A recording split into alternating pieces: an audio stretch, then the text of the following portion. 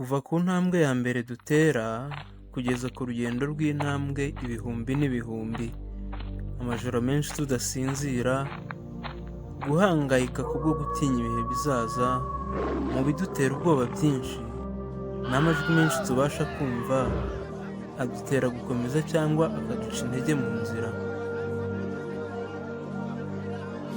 Turavuka, tugakura, tukarenga ibyiciro bitandukanye by'ubuzima, tukagira inzozi, dufite ibyiringiro byo kuzabona iminsi y'ubuzima iruta iya mbere yo mu bihe byashize.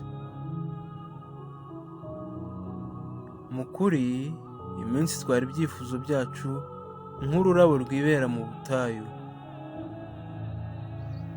Inzozi zacu zose, imbaraga n'umutima twazigiranye, ibikomere, ububabare, agahinda n'amarira menshi avanze no kwicuza gukomeye, ibitekerezo, ingendo, inshuti n'abakunzi twagize.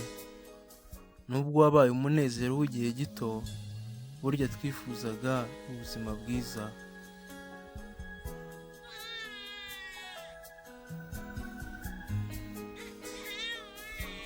Ariko ubuzima ni nk'uburabyo buraba none, bukazagera igihe bugashiraho. Ni nk'urumuri tubona uyu munsi, rukazagera igihe rukazima. Twese twaratsinzwe mu nzira zacu zose, kubera ko twiringiye cyane iby'ubu buzima.